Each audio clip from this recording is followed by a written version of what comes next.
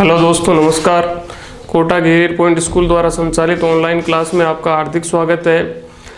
आज हम 10th class के एसएसटी का जो पहला चैप्टर है स्वर्णिम भारत प्रारंभ से 1206 ईस्वी तक, उसका भाग 7 है। इससे पहले वाले वीडियो के अंतर्गत हमने गुप्त काल या गुप्त साम्राज्य के बारे में अध्ययन किया था। गुप्त काल में जो प्रमुख शासक हुए थे उन शासकों के बारे में अध्ययन किया था। आज हम इस वीडियो के अंतर्गत गुप्त काल की सांस्कृतिक उपलब्धियां, ये 4 नंबर का इंपॉर्टेंट क्वेश्चन है। गुप्त काल की सांस्कृतिक उपलब्धियां बताइए। तो देखिए, गुप्त काल के अंतर्गत गुप्त काल है वो उसका भारत के सांस्कृतिक इतिहास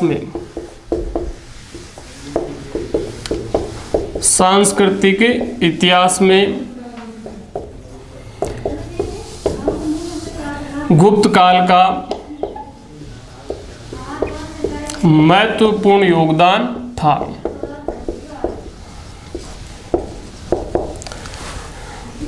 किसमें? भारत के सांस्कृतिक इतिहास में गुप्त काल का महत्वपूर्ण योगदान था। क्यों? क्योंकि इस समय गुप्त साम्राज्य के समय या गुप्त काल के शासकों के समय भारत की संस्कृति का खूब विकास हुआ था, भारत की संस्कृति का खूब उन्नति हुई थी। इसलिए भारत के सांस्कृतिक इतिहास में गुप्त काल का महत्वपूर्ण योगदान था। अब देखिए, गुप्त काल के दौरान किस प्रकार भारतीय संस्कृति का विकास हुआ था।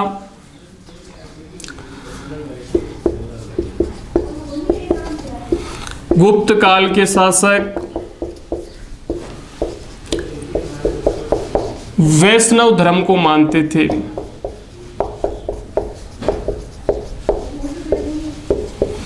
गुप्त काल के शासक किस धर्म को मानते थे? वैष्णव धर्म को मानते थे।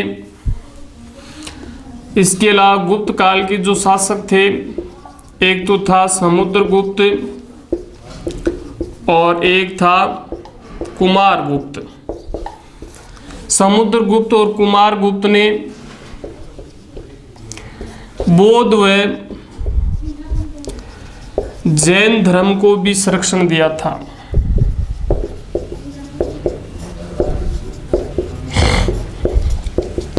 देखिए, समुद्रगुप्त एक ऐसा शासक था जिसने अपने शासनकाल में एक भी युद्ध नहीं हारा था, इसलिए समुद्रगुप्त को भारत का नेपोलियन भी कहा जाता है। और कुमारगुप्त जो नालंदा विश्वविद्यालय का क्या था? संस्थापक। ये दोनों ही गुप्त साम्राज्य के शासक थे। दोनों ने बौद्ध व जैन धर्म को क्या दिया था? संरक्षण दिया था। हालांकि गुप्त काल के जितने भी शासक हुए थे वो सब वैष्णव धर्म को मानते थे, लेकिन फिर भी इन दो शासकों ने बौद्ध व जैन धर्म को क्या दिया था? संरक्षण। और इस समुद्रगुप्त और कुमारगुप्त ने अपने शासनकाल में अश्वमेध यज्ञ भी किया था। अपने साम्राज्य का विस्तार करने के लिए समुद्रगुप्त और कुमारगुप्त ने क्या किया था? अश्वमेध यज्ञ भी किया था।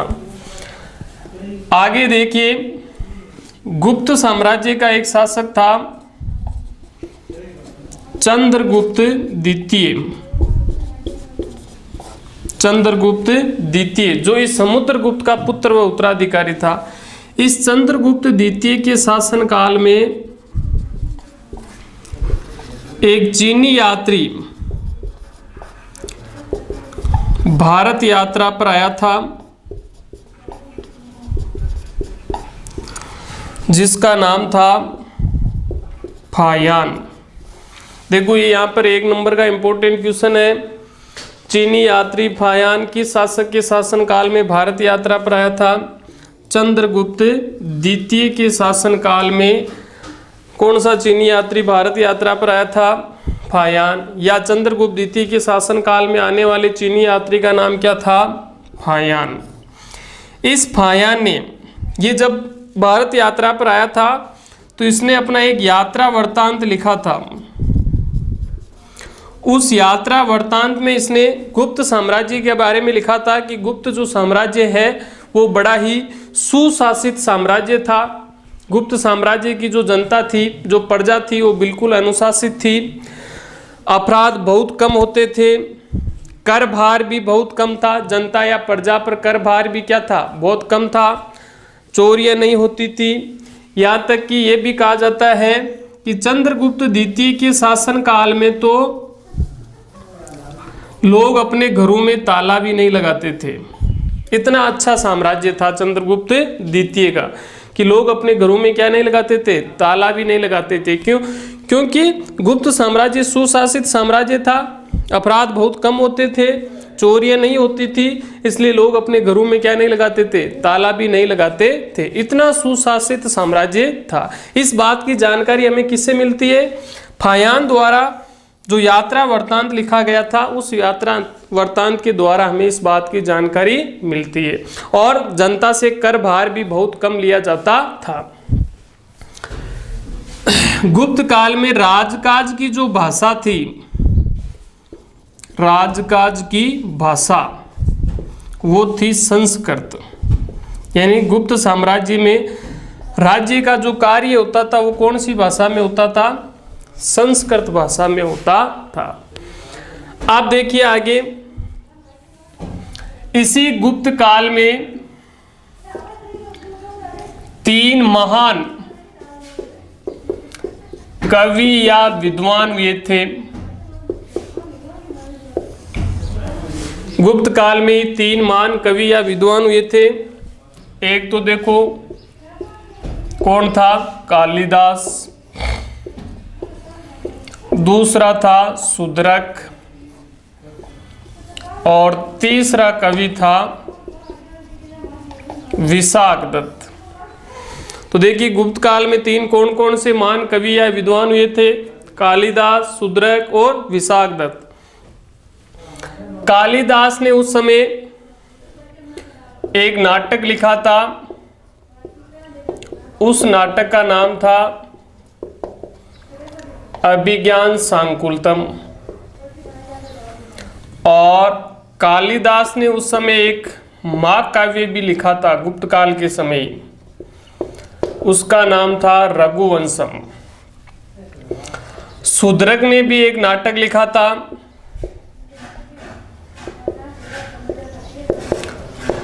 मर्चकटिकम।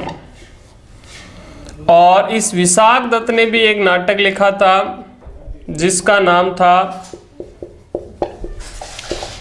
मुद्रा राक्षस। तो देखिए गुप्त काल में कौन कौन से 3 महान कवि या विद्वान हुए थे? पहला था कालिदास। कालिदास ने किस नाटक की रचना की थी? अभिज्ञान शाकुंतलम की। कालिदास ने गुप्त काल में कौन से महाकाव्य की रचना की थी? रघुवंशम की।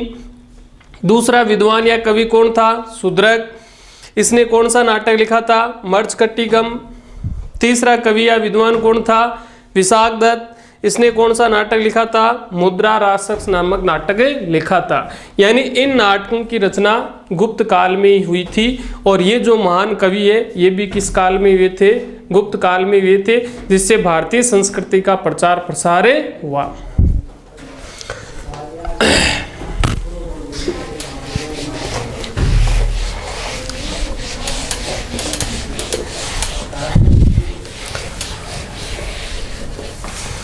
आप देखिए वर्तमान समय में जो हम रामायण, महाभारत और मनु संहिता पढ़ते हैं, ये भी अपने वर्तमान स्वरूप में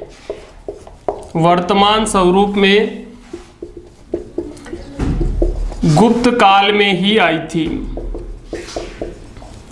रामायण, महाभारत और मनु संहिता अपने वर्तमान स्वरूप में किस काल में आई थी?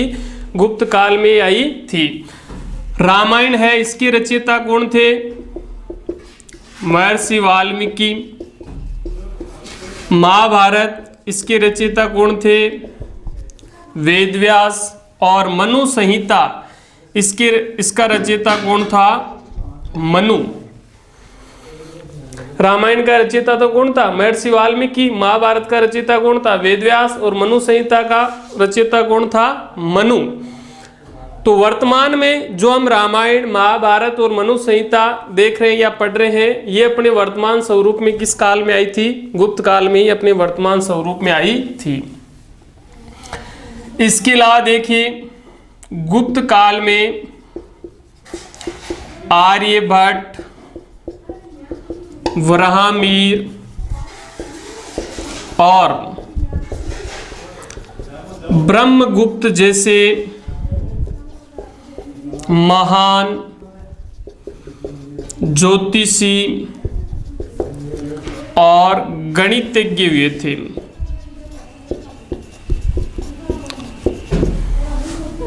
तो देखिए गुप्त काल में कौन कौन से महान ज्योतिषी और गणितज्ञ हुए थे? आर्यभट्ट, व्रामिर और ब्रह्मगुप्त जैसे महान क्या हुए थे? ज्योतिषी और गणितज्ञ। आर्यभट्ट जो एक बहुत बड़ा गणितज्ञ भी था और ज्योतिषी भी था, ऐसे ही व्रामिर और ब्रह्मगुप्त है, ये भी बहुत बड़े ज्योतिषी और क्या थे? गणितज्ञ थे, जिन्होंने ब्रह्मांड के बारे में जानकारी दी, गणित के अंदर जानकारी दी। तो ये सब भी किस काल में हुए थे? गुप्त काल में हुए थे। ये भी किसकी देन थी? गुप्त काल की ही देन थी। इसके अलावा दशमलव प्रणाली का आविष्कार भी गुप्त काल में ही हुआ था। सबसे पहले दशमलव की जो देन है वो ही भारत का था। दशमलव का आविष्कार भी किसने किया था? आर्यभट्ट ने किया था। तो दशमलव प्रणाली का आविष्कार भी किसमें हुआ था? गुप्त काल में हुआ था। इसके अलावा गुप्त काल में धातु कला, वास्तुकला व चित्रकला का भी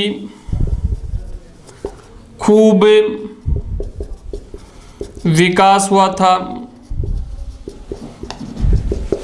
गुप्त काल में ही धातु कला का, वास्तुकला का और चित्रकला का भी क्या हुआ था? खूब विकास हुआ था। और गुप्त काल में धातु कला, वास्तुकला और चित्रकला का जो विकास हुआ था, इसके प्रमाण भी अलग अलग जगह से, अलग अलग स्थानों से मिलते हैं। गुप्त काल में जो धातु कला और वास्तुकला और चित्रकला का जो विकास हुआ, इसके प्रमाण कहाँ कहाँ से प्राप्त होते हैं? इसके प्रमाण झांसी उत्तर प्रदेश में है, कानपुर ये भी उत्तर प्रदेश में है,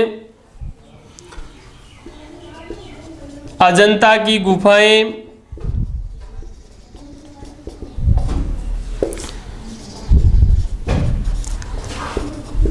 दिल्ली में स्थित लोहा स्तंभ, इसके अलावा नालंदा में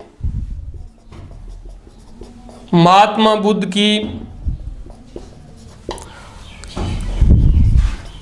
80 फुट ऊंची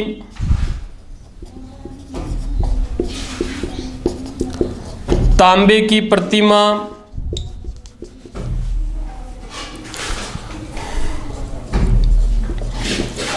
सुल्तानगंज में बुद्ध की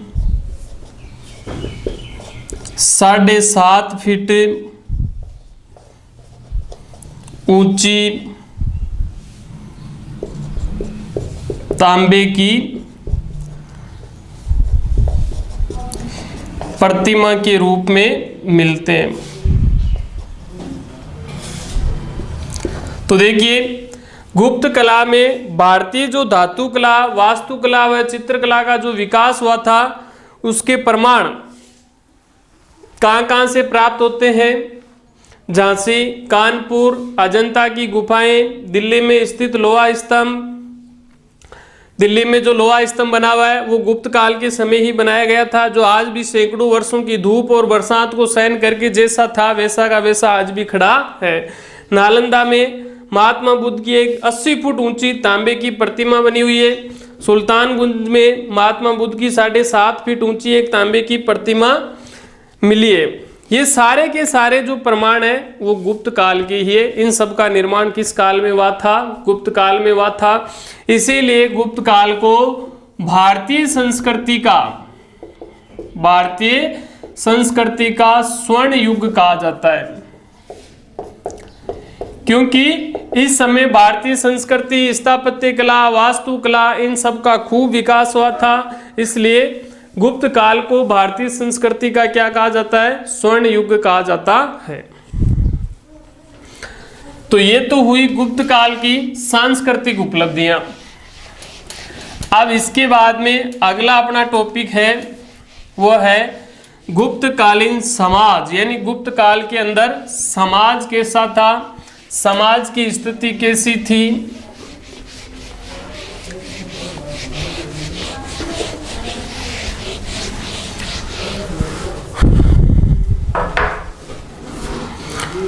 तो देखिए गुप्तकालीन समाज, तो देखिए गुप्त काल में भी समाज परंपरागत रूप से 4 वर्णों में बटा हुआ था।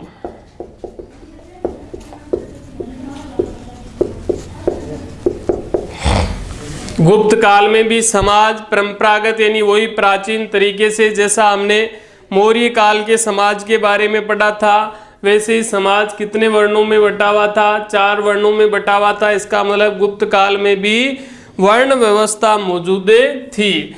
लेकिन गुप्त काल में जो वर्ण व्यवस्था थी वो वर्ण व्यवस्था कर्म आधारित न होकर जन्म आधारित थी। गुप्त काल में वर्ण व्यवस्था किस पर आधारित थी? जन्म पर आधारित थी। जिसका जन्म जिस वर्ण में होता था उसका वही वर्ण माना जाता था। जबकि मौर्य काल में तो वर्ण व्यवस्था थी वो किस पर आधारित थी? कर्म पर आधारित थी। जो जैसा काम करता था उसका वैसा ही क्या था? वर्ण माना जाता था। तो देखिए गुप्त काल में समाज जो 4 वर्णों में बटा हुआ था वो 4 वर्ण कौन कौन से थे? पहला वर्ण था ब्राह्मण, दूसरा था क्षत्रिय, दूसरा वर्ण कौन सा था? क्षत्रिय। तीसरा वर्ण कौन सा था? वैश्य। चौथा वर्ण था शूद्र। ये समाज गुप्त काल के अंदर समाज है वो 4 वर्णों में बटा हुआ था, ब्राह्मण, क्षत्रिय, वैश्य और शूद्र।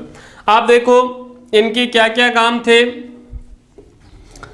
ब्राह्मण का काम था अध्ययन करना, अध्यापन करवाना, यज्ञ करना और दान देना। और समाज में ब्राह्मणों का सर्वोच्च स्थान था। सबसे समाज में ऊंचा स्थान किसका था? ब्राह्मणों का था। और ब्राह्मण का क्या काम था? अध्ययन करना, अध्यापन करवाना यानी शिक्षा देने का काम करना, यज्ञ करना और दान देना। और समाज में सर्वोच्च स्थान किसका था? ब्राह्मणों का। क्षत्रिय का काम क्या होता था? राष्ट्र की रक्षा करना यानी युद्ध करके राष्ट्र की रक्षा करना। वैश्य का काम क्या होता था? व्यापार वाणिज्य का कार्य करना। और शूद्र का काम क्या था? सेवा करना। शूद्र का काम क्या था? सेवा करना। सबसे नीचे का वर्ण कौन सा था? शूद्र वर्ण। और समाज में सबसे सर्वोच्च स्थान किसका था? ब्राह्मणों का। और सबसे नीचा स्थान किसका था? शूद्र का। तो जो जिसका जन्म ब्राह्मण में होता था वो ब्राह्मण माना जाता था, जिसका जन्म क्षत्रिय वर्ण में होता था वो क्षत्रिय माना जाता था, जिसका जन्म वैश्य में होता था वो वैश्य माना जाता था, जिसका जन्म शूद्र के घर में होता था वो शूद्र माना जाता था। क्योंकि गुप्त काल में वर्ण व्यवस्था वो कर्म आधारित न होकर क्या थी? जन्म आधारित थी। यानी जिसका जिस वर्ण में जन्म होता था उसका वही वर्ण माना जाता था। गुप्तकालीन समाज में स्त्रियों का सम्मानजनक स्थान था। यानी गुप्त काल के समाज में महिलाओं का, स्त्रियों का क्या होता था? सम्मान होता था। किसी भी प्रकार का अगर कोई धार्मिक कार्य होता था तो उस धार्मिक कार्य में पति के साथ पत्नी की उपस्थिति अनिवार्य थी। यानी समाज में किसी भी प्रकार का कोई धार्मिक कार्य होता था तो उसमें पति के साथ उसकी पत्नी भी उपस्थित होती थी। समाज में स्त्री शिक्षा का प्रचलन था, यानी स्त्रियों को शिक्षा दी जाती थी। समाज में पर्दा प्रथा प्रचलित नहीं थी। पर्दा प्रथा का मतलब क्या होता है? आपने देखा होगा प्राचीन काल में जब स्त्री अपने घर की चार दीवारी से बाहर निकलती थी तो अपने शरीर या तन को कपड़े से ढककर बाहर निकलती थी, लेकिन गुप्त काल में ये पर्दा प्रथा प्रचलित नहीं थी। समाज में 8 प्रकार के विवाह प्रचलित थे। 8 तरीके से विवाह होते थे, 8 प्रकार के विवाह होते थे। समाज में, गुप्तकालीन समाज में स्वयंवर प्रथा भी प्रचलित थी। स्वयंवर प्रथा भी क्या थी? प्रचलित। स्वयंवर प्रथा के अंदर जिसमें स्त्री अपने वर का, अपने पति का स्वयं चुनाव करती है, स्वयं चुनती है, उसको क्या कहते हैं? स्वयंवर प्रथा। ये स्वयंवर प्रथा भी गुप्तकालीन समाज में प्रचलित थी। इसके अलावा गुप्त काल में जो साहित्य होता था उस साहित्य के अंतर्गत नारी का आदर्श चित्रण प्रस्तुत किया जाता था। यानी गुप्तकालीन साहित्य में नारी को भी महत्व दिया जाता था, नारी का भी उसमें रोल या चित्रण किया जाता था।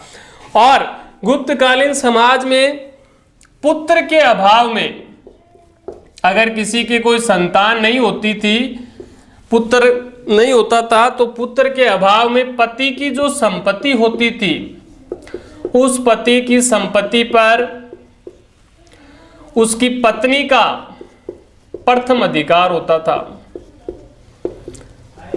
लेकिन किस स्थिति में? पुत्र के अभाव में। अगर किसी की कोई संतान नहीं होती थी तो पति की जो भी संपत्ति होती थी उस संपत्ति पर उसकी पत्नी का ही प्रथम पहला अधिकार होता था। उस संपत्ति की मालकिन उसकी पत्नी ही होती थी। तो इस प्रकार गुप्त काल में समाज की व्यवस्था थी कि गुप्त काल में समाज परंपरागत रूप से 4 वर्णों में बटा हुआ था। गुप्त काल में समाज में जो वर्ण व्यवस्था थी वो कर्म आधारित न होकर क्या थी? जन्म आधारित थी। गुप्त काल के समाज में 4 वर्ण कौन कौन से थे? ब्राह्मण, क्षत्रिय, वैश्य और शूद्र। ब्राह्मण का क्या कार्य था? अध्ययन, अध्यापन, यज्ञ, दान देना। और समाज में सर्वोच्च स्थान किसका था? ब्राह्मणों का। क्षत्रिय का काम क्या था? राष्ट्र की रक्षा करना, युद्ध करना। वैश्य का काम व्यापार, वाणिज्य और खेती, और जो किसान होते थे वो भी किस में आते थे? वैश्य में आते थे। शूद्र का काम क्या होता था? सेवा करना। गुप्तकालीन समाज में स्त्रियों का सम्मानजनक स्थान था, यानी इसका मतलब स्त्रियों को सम्मान दिया जाता था, सम्मान की दृष्टि से उनको देखा जाता था।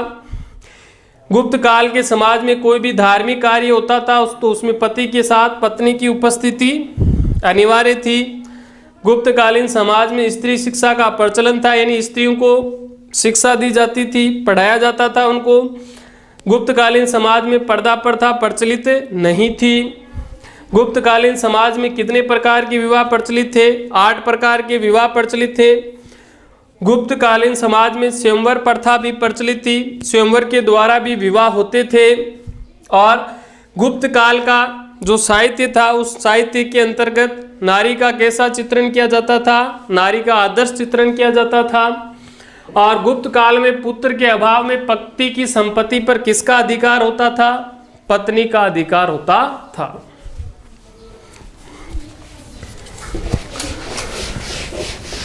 आप देखिए, गुप्तकालीन समाज के बाद अपना अगला जो टॉपिक है वो है वर्धन वंश।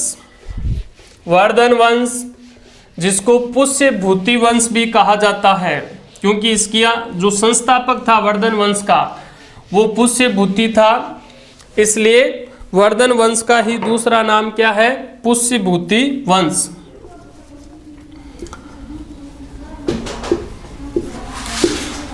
वर्धन वंश। देखिए, वर्धन वंश की स्थापना 6ठी शताब्दी में दिल्ली के निकट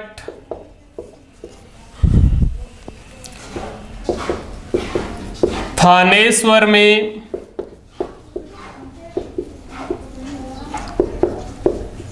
पुष्यभूति ने की थी। तो देखिए, वर्धन वंश की स्थापना कब हुई? 6ठी शताब्दी में। किस स्थान पर हुई? दिल्ली के निकट थानेश्वर में। वर्धन वंश का संस्थापक कौन था? पुष्यभूति। या वर्धन वंश का प्रथम शासक भी कौन था? पुष्यभूति ही था। इसीलिए इसको क्या कहते हैं?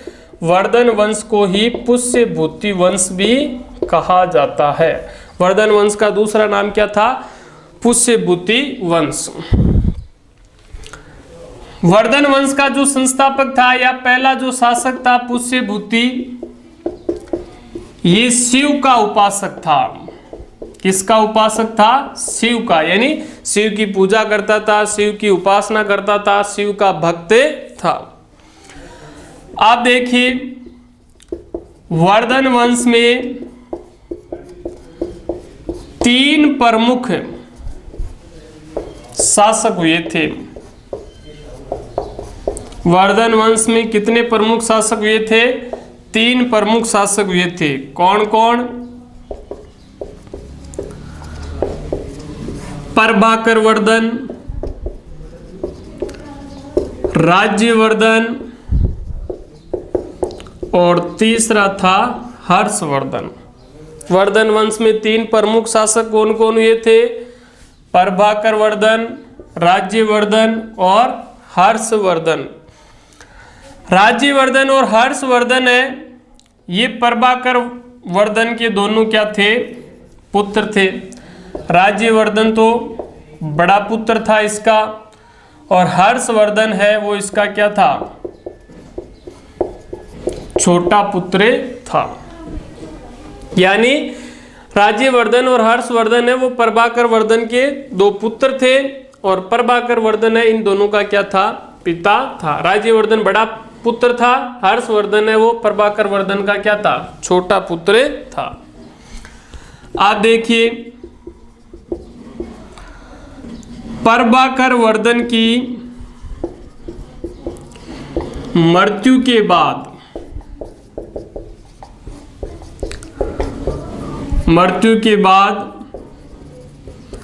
इसका बड़ा पुत्र,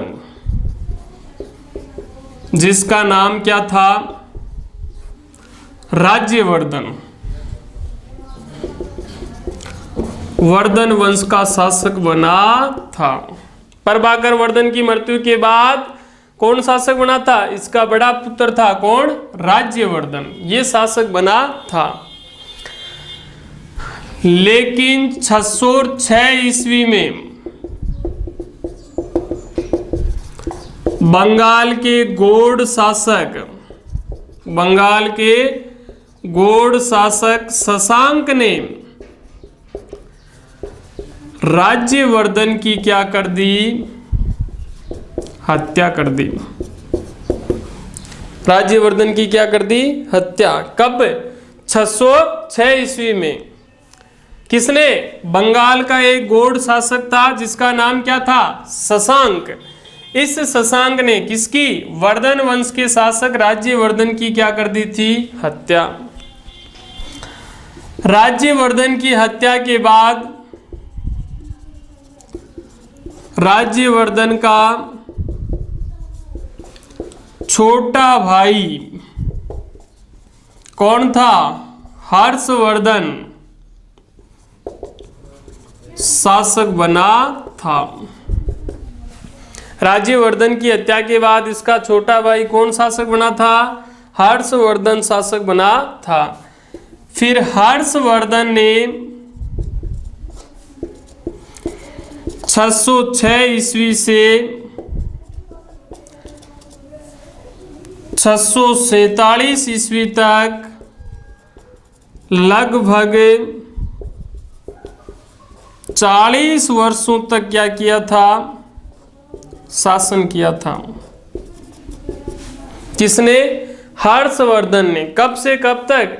606 ईस्वी से 647 ईस्वी तक लगभग 40 वर्षों तक क्या किया था, शासन किया था। और अपने साम्राज्य का भी क्या किया था, विस्तार किया था। साम्राज्य का क्या किया था, विस्तार। किसने? हर्षवर्धन ने। आप देखिए, हर्षवर्धन जब शासक बना या राजा बना उस समय इसके साम्राज्य की स्थिति ठीक नहीं थी। क्यों? क्योंकि एक तरफ तो बंगाल के गौड़ शासक शशांक ने इसके बड़े भाई राज्यवर्धन की क्या कर दी थी, हत्या। तो अपने भाई की हत्या का क्या लेना था, बदला लेना था। और दूसरी तरफ इसी हर्षवर्धन की एक छोटी बहन थी जिसका नाम था राजश्री। वो राजश्री अपने प्राणों की रक्षा करने के लिए किसी अज्ञात स्थान पर चली गई थी। बिना बताए ही किसी ऐसे स्थान पर चली गई जिसके बारे में किसी को कोई जानकारी नहीं थी। हालांकि कुछ समय बाद ही हर्षवर्धन ने अपनी बहन राजश्री को ढूंढने में सफलता प्राप्त कर ली थी। और उसके बाद हर्षवर्धन ने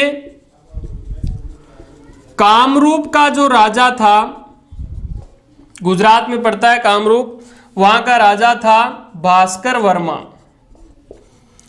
इस भास्कर वर्मा से क्या की, संधि की। किसने की? हर्षवर्धन ने। किसके साथ संधि की? कामरूप के राजा भास्कर वर्मा के साथ क्या की, संधि की। और संधि करके फिर दोनों ने एक बहुत बड़ी विशाल सेना बंगाल के गौड़ शासक शशांक के विरुद्ध भेजी थी। शशांक के विरुद्ध भेजी थी अपने भाई की हत्या का बदला लेने के लिए। किसने? हर्षवर्धन ने। किसके साथ संधि करके? कामरूप के राजा भास्कर वर्मा के साथ संधि करके एक बहुत बड़ी विशाल सेना शशांक के विरुद्ध भेजी थी। लेकिन जैसे ही इनकी विशाल सेना दक्षिण भारत में नर्मदा नदी के तट पर पहुंची, कहां पर पहुंची? नर्मदा नदी के तट पर पहुंची। तो वहां से नर्मदा नदी के तट से दक्षिण भारत में जो चालुक्य शासक था, चालुक्य शासक जिसका नाम चालुक्य वंश है, जो आगे पढ़ेंगे हम इसी पाठ के अंतर्गत, उसका नाम था पुलकेशिन द्वितीय। पुलकेशिन द्वितीय। इस पुलकेशिन द्वितीय ने इनकी सेना को नर्मदा नदी के तट से वापस खदेड़ दिया था, यानी सेना को पराजित करके वहां से वापस भगा दिया था।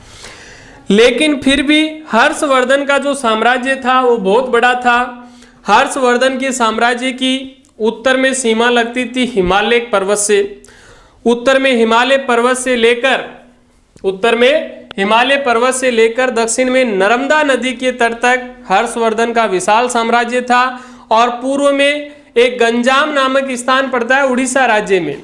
उस गंजाम से लेकर इधर पश्चिम के अंतर्गत वल्लभी जो स्थान है गुजरात में, वहां तक इसका साम्राज्य फैला हुआ था। कहां से कहां तक? उत्तर में हिमालय पर्वत से लेकर दक्षिण में नर्मदा नदी के तट तक, और पूर्व में गंजाम से लेकर पश्चिम में वल्लभी तक इसका साम्राज्य फैला हुआ था। और हर्षवर्धन के विशाल साम्राज्य की जो राजधानी थी, इसके विशाल साम्राज्य की राजधानी थी कन्नौज। हर्षवर्धन के विशाल साम्राज्य की राजधानी कहां थी? कन्नौज थी। आप देखिए, हर्षवर्धन ने महाराजा धीराज की पदवी धारण की थी। हर्षवर्धन ने कौन सी पदवी या कौन सी उपाधि धारण की थी? हर्षवर्धन ने महाराजा धीराज की पदवी धारण की थी। हर्षवर्धन ने महाराजा धीराज की पदवी धारण की थी। हर्षवर्धन शिव व सूर्य का उपासक था। हर्षवर्धन शिव व सूर्य का क्या था? उपासक था। हर्षवर्धन किसका उपासक था? किसकी पूजा या उपासना करता था? शिव व सूर्य की उपासना करता था। हर्षवर्धन हर 5वें वर्ष, हर 5वें वर्ष यानी हर 5 वर्ष के बाद गंगा व यमुना नदी के संगम स्थल प्रयाग में एक महोत्सव का आयोजन करके दान करता था। कौन? हर्षवर्धन। कितने वर्ष बाद? हर 5 वर्ष बाद, 5 वर्ष में एक बार। कहां पर? गंगा और यमुना नदी, गंगा और यमुना नदी दोनों आपस में मिलती है। कहां पर? उत्तर प्रदेश के अंदर इलाहाबाद के पास में एक स्थान है। कौन सा? प्रयाग नामक स्थान है ना।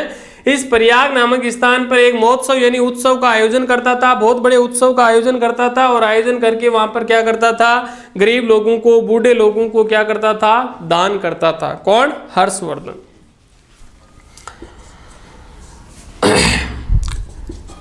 हर्षवर्धन द्वारा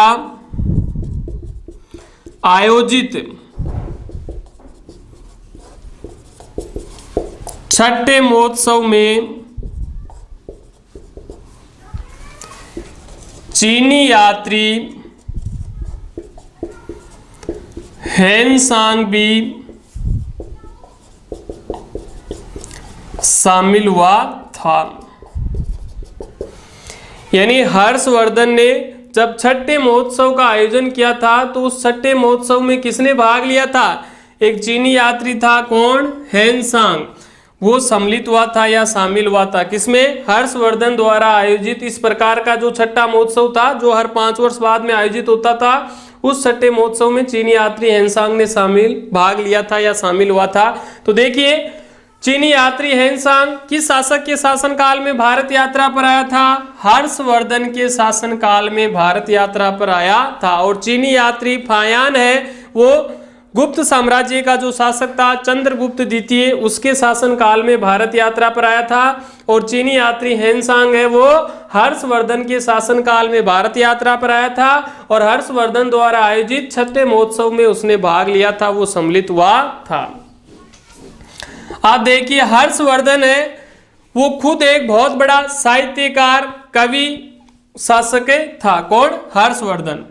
इसलिए हर्षवर्धन ने संस्कृत भाषा में, संस्कृत में 3 नाटकों की रचना की थी। हर्षवर्धन ने संस्कृत भाषा में कितने नाटकों की रचना की थी? 3 नाटकों की। और वो 3 नाटक कौन कौन से थे? नागनंदा, प्रियदर्शिका, रत्नावली। देखो, ये इंपॉर्टेंट क्वेश्चन है। यहां पर हर्षवर्धन द्वारा रचित 3 नाटकों के नाम लिखिए। तो 3 नाटक कौन कौन से थे? नागनंदा, प्रियदर्शिका और रत्नावली। और हर्षवर्धन ये 3 नाटक कौन सी भाषा में लिखे थे? संस्कृत भाषा में लिखे थे। और हर्षवर्धन का जो दरबारी कवि था, हर्षवर्धन का दरबारी कवि का नाम था बाणभट्ट। हर्षवर्धन के दरबार में रहने वाला कवि कौन था? बाणभट्ट। और इस बाणभट्ट ने भी 2 रचनाएं लिखी थी। एक का नाम तो था कादम्बरी और एक का नाम था हर्षचरित्र। बाणभट्ट द्वारा रचित 2 रचनाएं कौन कौन सी थी? कादम्बरी और हर्षचरित्र। बाणभट्ट किस शासक का दरबारी कवि था? हर्षवर्धन का। या हर्षवर्धन के दरबार का कवि कौन था? बाणभट्ट था। तो देखिए, एक बार वापस देखिए वर्धन वंश को। वर्धन वंश की स्थापना कब हुई थी? 6ठी शताब्दी में। कहां पर हुई थी? दिल्ली के निकट थानेश्वर में। संस्थापक कौन था? पुष्यभूति। इसीलिए वर्धन वंश को क्या कहा जाता है? पुष्यभूति वंश भी कहा जाता है। पुष्यभूति किसका उपासक था? शिव का उपासक था। वर्धन वंश में कितने प्रमुख शासक हुए थे? 3 प्रमुख शासक हुए थे। कौन कौन? प्रभाकर वर्धन, राज्यवर्धन और हर्षवर्धन। राज्यवर्धन है वो प्रभाकर वर्धन का बड़ा पुत्र था, हर्षवर्धन है वो प्रभाकर वर्धन का क्या था? छोटा पुत्र था। प्रभाकर वर्धन की मृत्यु के बाद उसका बड़ा पुत्र शासक बनता है कौन? राज्यवर्धन। लेकिन 606 ईस्वी में बंगाल के गौड़ शासक शशांक ने राज्यवर्धन की क्या कर दी थी? हत्या कर दी थी। राज्यवर्धन की हत्या के बाद उसका छोटा भाई हर्षवर्धन क्या बना था? शासक बना था वर्धन वंश का। हर्षवर्धन ने 606 ईस्वी से 647 ईस्वी तक यानी लगभग 40 वर्षों तक शासन किया और अपने साम्राज्य का क्या किया? विस्तार किया। हर्षवर्धन जब शासक बना था उस समय इसके साम्राज्य की स्थिति ठीक नहीं थी, क्योंकि एक तरफ बंगाल के गौड़ शासक शशांक ने इसके भाई राज्यवर्धन की क्या कर दी? हत्या कर दी, और दूसरी तरफ इसकी छोटी बहन राजश्री अपने प्राणों की रक्षा करने के लिए किसी अज्ञात स्थान पर चली गई थी, तो उसको ढूंढने की इसके सामने समस्या थी। हालांकि बाद में इसने शीघ्र ही अपनी बहन राजश्री को ढूंढ लिया था। फिर हर्षवर्धन ने अपने भाई की हत्या का बदला लेने के लिए कामरूप के राजा भास्कर वर्मा से संधि करके एक बहुत बड़ी विशाल सेना बंगाल के गौड़ शासक शशांक के विरुद्ध भेजी थी। लेकिन नर्मदा नदी के तट से चालुक्य वंश का जो शासक था पुलकेशिन द्वितीय, उसने इसकी सेना को वहां से वापस खदेड़ दिया था, वापस भगा दिया था। और उसके बाद फिर भी हर्षवर्धन का जो विशाल साम्राज्य था उसकी सीमाएं उत्तर में हिमालय पर्वत से लेकर दक्षिण में नर्मदा नदी तक, पूर्व में गंजाम से लेकर पश्चिम में वल्लभी तक इसका साम्राज्य फैला हुआ था। और हर्षवर्धन के विशाल साम्राज्य की जो राजधानी थी वो कहाँ थी? कन्नौज थी। हर्षवर्धन ने महाराजा धीराज की पदवी या उपाधि धारण की थी। हर्षवर्धन शिव व सूर्य का उपासक था। हालांकि बाद में हर्षवर्धन का झुकाव है वो बौद्ध धर्म की तरफ हो गया था, बौद्ध धर्म को उसने अपना लिया था।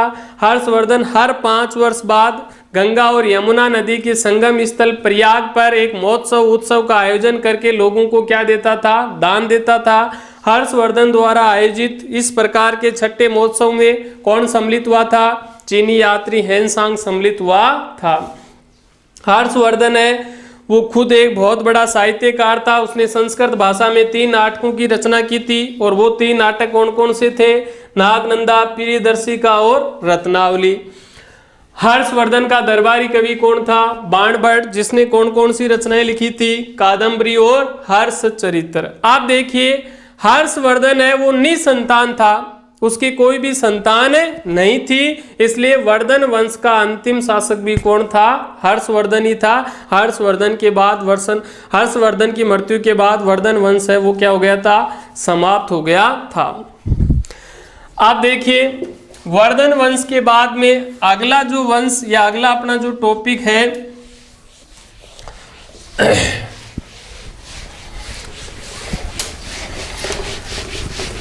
अगला अपना टॉपिक है पाल वंश। वर्धन वंश के बाद अपना अगला टॉपिक है कौन सा?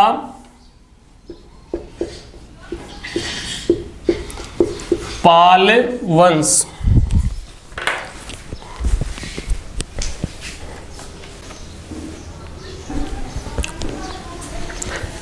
देखिए वर्धन वंश के बाद अगला वंश है पाल वंश।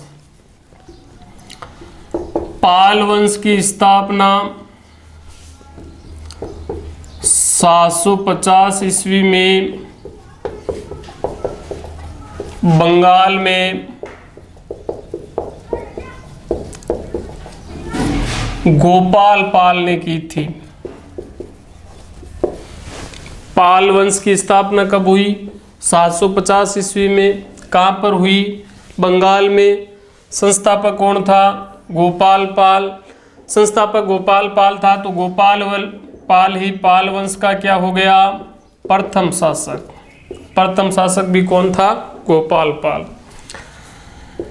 फिर देखिए पाल वंश का दूसरा प्रमुख जो शासक था, दूसरा प्रमुख शासक वो था धर्मपाल, जो इस वंश का सबसे वीर, प्रसिद्ध और महान शासक था। पाल वंश का दूसरा प्रमुख शासक कौन था? धर्मपाल, जो इस वंश का सबसे वीर, प्रसिद्ध और क्या था? महान शासक था, जिसने हमेशा अपने साम्राज्य को, एक तो है राष्ट्रकूट वंश जो आगे हम पढ़ेंगे, इसी के बाद पाल वंश के बाद में अगला जो वंश है भारत पर शासन करने वाला वो है राष्ट्रकूट वंश, और एक है गुर्जर प्रतिहार वंश। गुर्जर प्रतिहार वंश, राष्ट्रकूट वंश और गुर्जर प्रतिहार वंश के आक्रमणों से इसने अपने साम्राज्य को हमेशा क्या रखा था? सुरक्षित रखा था। किसने? धर्मपाल ने। किससे? राष्ट्रकूट वंश और गुर्जर प्रतिहार वंश के होने वाले बार बार जो आक्रमण थे, उन आक्रमणों का इसने जवाब दिया, और जवाब देकर अपने साम्राज्य को हमेशा क्या रखा था? सुरक्षित। किसने? धर्मपाल ने। धर्मपाल को ही विक्रमशिला विश्वविद्यालय का क्या माना जाता है? संस्थापक माना जाता है। यानी प्राचीन जो बौद्ध शिक्षा केंद्र था, कौन सा? विक्रमशिला। इस विक्रमशिला विश्वविद्यालय का संस्थापक कौन था? धर्मपाल ही था, जो पाल वंश का सबसे वीर और प्रसिद्ध शासक था, जिसने राष्ट्रकूट वंश और गुर्जर प्रतिहार वंश के आक्रमणों से हमेशा अपने साम्राज्य को क्या रखा था? सुरक्षित, जो पाल वंश का दूसरा शासक था। फिर इस धर्मपाल को राष्ट्रकूट वंश के शासक गोविंद तृतीय ने पराजित कर दिया था। धर्मपाल को किसने पराजित किया था? राष्ट्रकूट वंश का शासक था, जिसका नाम क्या था? गोविंद तृतीय। इसने क्या कर दिया था? पराजित। फिर धर्मपाल के बाद पाल वंश का अगला शासक बना था धर्मपाल का पुत्र, धर्मपाल का पुत्र देवपाल। देवपाल क्या बना था? शासक बना था। देवपाल ने अनेक युद्धों में विजय प्राप्त करके अपने साम्राज्य का क्या किया? विस्तार। और देवपाल है वो अपने साम्राज्य की राजधानी को पाटलिपुत्र से बंगाल ले गया था।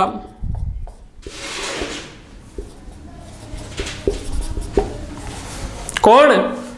देवपाल अपनी राजधानी, पहले तो राजधानी कहाँ थी? पाटलिपुत्र, और फिर देवपाल ने शासक बनते ही पाटलिपुत्र से राजधानी कहाँ स्थानांतरित कर दी? बंगाल। यानी अपनी राजधानी को पाटलिपुत्र से कहाँ ले गया था? बंगाल ले गया था।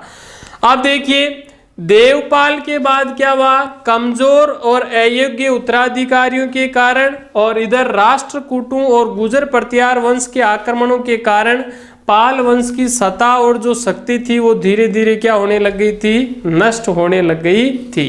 किसके बाद? देवपाल के बाद। क्यों? इसका कारण क्या था? इसका कारण ये था कि देवपाल के बाद पाल वंश में जितने भी शासक हुए वो कमजोर और अयोग्य शासक थे, और दूसरा कारण गुर्जर प्रतिहार और राष्ट्रकूट वंशों के आक्रमणों के कारण पाल वंश की सत्ता और शक्ति धीरे धीरे क्या होने लग गई थी? कम होने लग गई थी। और फिर पाल वंश का जो 9वां शासक था, जिसका नाम था महिपाल, पाल वंश का 9वां शासक कौन था? महिपाल। इस महिपाल को चोल वंश के शासक राजेंद्र प्रथम ने पराजित करके पाल वंश की सत्ता और शक्ति को क्या कर दिया था? समाप्त कर दिया था। कब? जब पाल वंश का 9वां शासक था कौन? महिपाल। इस महिपाल को चोल वंश का शासक था कौन? राजेंद्र प्रथम। इस राजेंद्र प्रथम ने महिपाल को पराजित करके पाल वंश की सत्ता और शक्ति क्या कर दी? समाप्त कर दी। आप देखिए पाल वंश में जितने भी शासक हुए थे वो सारे के सारे बौद्ध धर्म के अनुयायी थे। किस धर्म के अनुयायी थे? बौद्ध धर्म के अनुयायी थे। पाल वंश के शासक किस धर्म को मानते थे? बौद्ध धर्म को मानते थे, बौद्ध धर्म की पूजा करते थे, बौद्ध धर्म के अनुयायी थे। इसीलिए पाल वंश के शासकों के शासनकाल में बौद्ध शिक्षा केंद्रों का, किसका? बौद्ध शिक्षा केंद्रों का खूब विकास हुआ था। क्यों? क्योंकि पाल वंश के जो शासक थे वो बौद्ध धर्म के अनुयायी थे, इसलिए इनके शासन काल में बौद्ध शिक्षा केंद्रों की खूब उन्नति हुई, बौद्ध शिक्षा केंद्रों का खूब विकास हुआ। जैसे नालंदा है, नालंदा व विक्रमशिला, नालंदा व विक्रमशिला जैसे विश्वविद्यालय थे, या नालंदा व विक्रमशिला जैसे बौद्ध शिक्षा केंद्र थे। इन बौद्ध शिक्षा केंद्रों का खूब क्या हुआ था? विकास हुआ था। इसके अलावा पाल वंश के जो शासक है वो कला और वास्तुकला के भी क्या थे? महान प्रेमी थे। इसलिए पाल वंश के शासकों ने धीमान व विटपाल जैसे महान शिल्पियों को अपने राज दरबार में क्या दिया था? संरक्षण दिया था। ये 1 नंबर का इंपॉर्टेंट क्वेश्चन है। पाल वंश के शासकों ने कौन से 2 महान शिल्पियों को संरक्षण दिया था? तो वो 2 महान शिल्पी कौन कौन से थे? एक तो था धीमान और एक क्या था? विटपाल। शिल्पी का मतलब जो कारीगर होते थे, जो काम के जानकार होते थे। इनको संरक्षण क्यों दिया? क्योंकि पाल वंश के जो शासक थे वो कला और वास्तुकला के प्रेम थे, कला और वास्तुकला से उनका लगाव था, इसलिए इन्होंने धीमान व विटपाल जैसे महान शिल्पियों को क्या दिए थे? संरक्षण दिया था। ये इनके राज दरबार में रहते थे। पाल युग के या पाल वंश के शासकों द्वारा बनाए गए जलाशय आज भी पश्चिम बंगाल में दीनापुर जो जिला है उसमें बने हुए हैं। आज भी प्रसिद्ध है वो जलाशय। जलाशय मतलब जिसमें जल एकत्रित किया जाता है, जल को इकट्ठा किया जाता है। तो पाल वंश के शासकों द्वारा बनाए आज भी कहां पर, किस स्थान पर जलाशय बने हुए हैं? पश्चिम बंगाल में एक जिला है, कौन सा? दीनापुर जिला। उस दीनापुर जिले में पाल वंश के शासकों द्वारा निर्मित जलाशय आज भी बने हुए हैं। तो देखिए, वापस देखिए एक बार, पाल वंश की स्थापना कब हुई? 750 ईस्वी में। कहां पर हुई? बंगाल में। संस्थापक कौन था या प्रथम शासक कौन था? स्थापना करने वाला कौन था? गोपाल पाल। पाल वंश का दूसरा प्रमुख शासक कौन था? धर्मपाल, जो इस वंश का सबसे वीर, प्रसिद्ध और क्या था? महान शासक था, जिसने हमेशा अपने साम्राज्य को राष्ट्रकूट वंश और गुर्जर प्रतिहार वंश के शासकों के आक्रमणों से क्या रखा था? सुरक्षित। विक्रमशिला विश्वविद्यालय का संस्थापक भी किसे माना जाता है? धर्मपाल को ही। धर्मपाल को किसने पराजित किया था? राष्ट्रकूट वंश का शासक था गोविंद तृतीय, जिसने धर्मपाल को क्या किया था? पराजित। धर्मपाल के बाद में कौन शासक बना था? इसका पुत्र देवपाल शासक बना था, जिसने अनेक युद्धों में विजय प्राप्त करके अपने साम्राज्य का क्या किया था? विस्तार। देवपाल अपनी राजधानी को कहां से कहां ले गया था? पाटलिपुत्र से बंगाल ले गया था।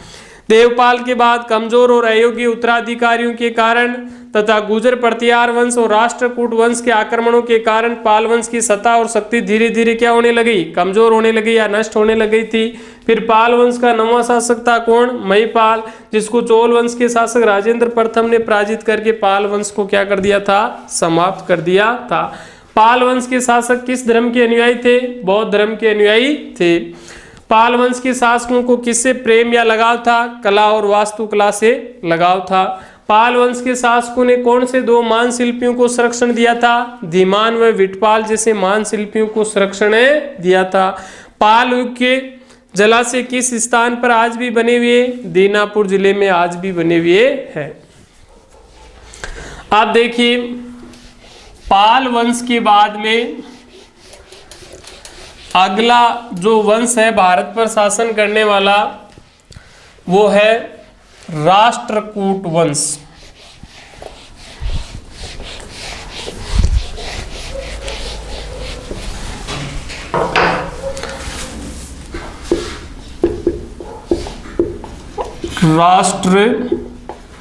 राष्ट्रकूट वंश। राष्ट्रकूट वंश की स्थापना 736 ईस्वी में दंती दुर्ग नामक एक सामंत ने की थी। राष्ट्रकूट वंश की स्थापना कब हुआ, किसने की थी? 736 ईस्वी में। किसने की थी? दंती दुर्ग नामक एक सामंत था, राजा के नीचे जो अधिकारी होता था, उस दंती दुर्ग नामक सामंत ने राष्ट्रकूट वंश की स्थापना की। और दंती दुर्ग ने नासिक को अपनी राजधानी बनाया था। नासिक है ना महाराष्ट्र के अंदर, नासिक जिला, उसको इसने अपने नासिक को अपनी क्या बनाई थी? राजधानी बनाई थी। दंती दुर्ग ने किस स्थान को अपनी राजधानी बनाया था? नासिक को। राष्ट्रकूट वंश में कुल 14 शासक हुए थे। राष्ट्रकूट वंश में कुल कितने शासक हुए थे? 14 शासक हुए थे। अब देखिए ये दंती दुर्ग कौन था? दंती दुर्ग है वो वातापी में चालुक्यों के अधीन या नियंत्रण में एक सामंत था। ये वातापी महाराष्ट्र के अंदर है, वहां पर चालुक्य वंश का शासन था। चालुक्य वंश के बारे में इसी चैप्टर में, इसी अध्याय में आगे पढ़ेंगे। चालुक्यों के अधीन एक क्या था? सामंत था। और फिर इस दंती दुर्ग ने क्या किया? चालुक्य वंश का जो शासक था कीर्तिवर्मा द्वितीय, चालुक्य वंश का अंतिम शासक था कौन? कीर्तिवर्मा द्वितीय। इसको इसने क्या कर दिया? दंती दुर्ग ने कीर्तिवर्मा द्वितीय को पराजित करके दक्षिण भारत में चालुक्यों की सत्ता या जो शासन था उसको क्या कर दिया? समाप्त कर दिया। और खुद वहां का क्या बन गया था? शासक बन गया था। कौन? दंती दुर्ग। दंती दुर्ग वातापी में चालुक्यों के अधीन एक सामंत था। और फिर इस दंती दुर्ग ने चालुक्य वंश का जो अंतिम शासक था कीर्तिवर्मा द्वितीय, इसको पराजित करके खुद क्या बन गया? शासक बन गया, जिससे दक्षिण भारत में चालुक्यों की सत्ता या शासन क्या हो गया था? समाप्त हो गया था। फिर इस राष्ट्रकूट वंश का जो तीसरा शासक था कर्षण प्रथम, इस कर्षण प्रथम ने एलोरा में विश्व प्रसिद्ध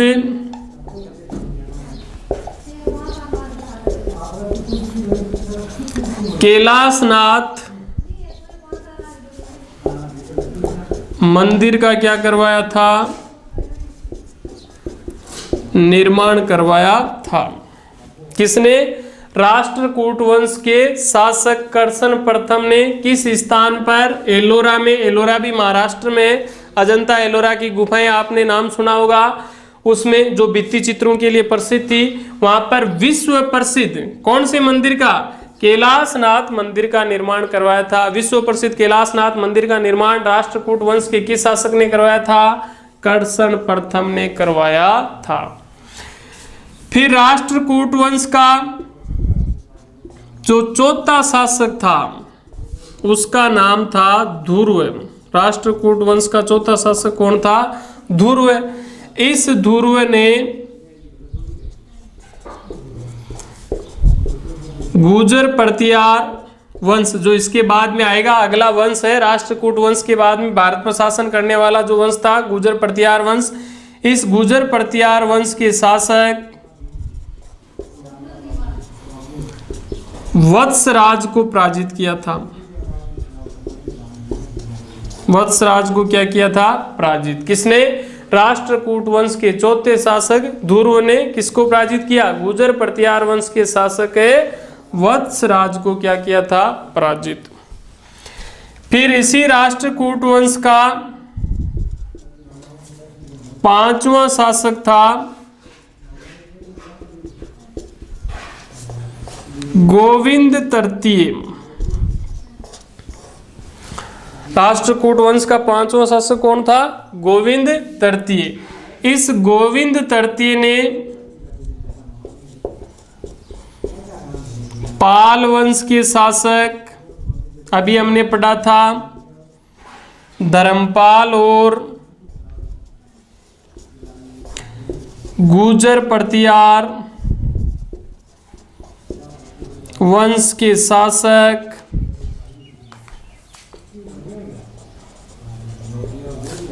नागभट्ट द्वितीय को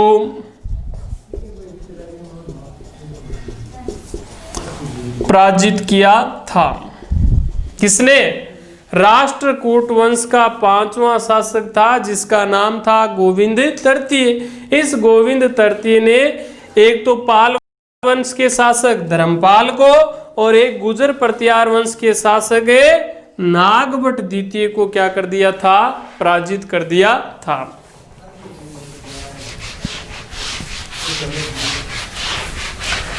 अब देखिए राष्ट्रकूट वंश का छठा जो शासक था, राष्ट्रकूट वंश का छठा शासक जिसका नाम था अमोघवर्ष।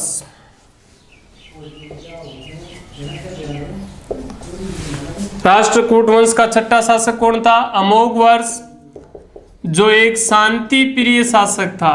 अमोघवर्ष कैसा शासक था? शांति प्रिय शासक था। और इस अमोघवर्ष ने लगभग 64 वर्षों तक शासन किया था। कितने वर्षों तक? 64 वर्षों तक क्या किया था? शासन किया था। किसने? अमोघवर्ष ने। कितने वर्षों तक शासन किया था? 64 वर्षों तक शासन किया था। और इसी अमोघवर्ष ने गुजरात में एक स्थान पड़ता था मान्यखेत, या इसको मालखेड़ भी कहते हैं। मान्यखेत का ही दूसरा नाम क्या है? मालखेड़। इस पर अधिकार करके इसको राष्ट्रकूट वंश की क्या बनाई थी? राजधानी बनाई थी। किसको? मान्यखेत या मालखेड़ पर अमोघवर्ष ने अधिकार करके इसको अपनी क्या बनाई थी? राजधानी। आप देखिए एक अरब यात्री था, अरब यात्री सुलेमान। अरब यात्री का क्या नाम था? सुलेमान। इस सुलेमान ने अमोघवर्ष की गणना, किसकी गणना? अमोघवर्ष की गणना विश्व के 4 तात्कालिक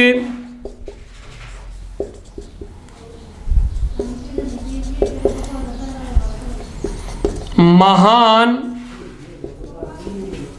शासकों में की थी। यानी कहने का मतलब यह है कि अरब यात्री सुलेमान ने अमोघवर्ष को उस समय विश्व के 4 जो तत्कालीन महान जो शासक थे उनमें से एक शासक किसको बताया था? अरब यात्री सुलेमान ने अमोघवर्ष को। यानी अमोघवर्ष की गणना, इतना शक्तिशाली शासक था अमोघवर्ष कि जिसकी गणना अरब यात्री सुलेमान ने विश्व के 4 तत्कालीन महान शासकों में की थी। अब उसके बाद में देखिए अमोघवर्ष के बाद में राष्ट्रकूट वंश में कमजोर और अयोग्य उत्तराधिकारियों के कारण और इधर गुर्जर प्रतिहार वंश के आक्रमणों के कारण राष्ट्रकूट वंश की सत्ता और जो शक्ति थी वो धीरे धीरे क्या होने लग गई थी? कमजोर होने लग गई थी, नष्ट होने लग गई थी। फिर देखिए राष्ट्रकूट वंश का अंत किसने किया था? कल्याणी पर शासन करने वाले चालुक्य वंश ने। कल्याणी के चालुक्य वंश ने राष्ट्रकूट वंश का अंत किया था। देखो ध्यान देने योग्य बात है, राष्ट्रकूट वंश ने सत्ता भी किससे प्राप्त की थी? सत्ता तो प्राप्त की थी वातापी के चालुक्यों से। और राष्ट्रकूट वंश का अंत किसने किया? कल्याणी के चालुक्यों ने। कल्याणी के चालुक्य वंश का शासक था जिसका नाम था तेलप। इस तेलप ने 973 ईस्वी में, कब?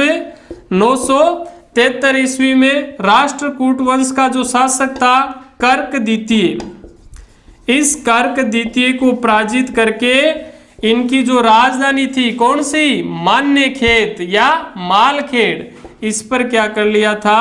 अधिकार कर लिया था। और इस पर अधिकार करने के बाद राष्ट्रकूट वंश का पतन हो गया था, या राष्ट्रकूट वंश है वो क्या हो गया था? समाप्त हो गया था। आप देखिए राष्ट्रकूट वंश के जो शासक हैं वो वैदिक धर्म के अनुयायी थे। राष्ट्रकूट वंश के शासक किस धर्म के अनुयायी थे? वैदिक धर्म के अनुयायी थे। वैदिक धर्म को मानते थे। लेकिन फिर भी राष्ट्रकूट वंश के शासकों ने बौद्ध व जैन धर्म को भी संरक्षण दिया था। किसको? बौद्ध और जैन धर्म को भी क्या दिया था? संरक्षण दिया था। राष्ट्रकूट वंश के शासकों ने अनेक भव्य मंदिरों का निर्माण भी करवाया था। राष्ट्रकूट वंश के शासकों ने अनेक भव्य मंदिरों का क्या करवाया था? निर्माण करवाया था। राष्ट्रकूट वंश के शासकों ने संस्कृत व कन्नड़ साहित्य को संरक्षण दिया था, या संस्कृत व कन्नड़ भाषा में लिखे जाने वाले साहित्य का विकास किया था, उसका संरक्षण किया था। अरबों ने राष्ट्रकूट वंश के शासकों को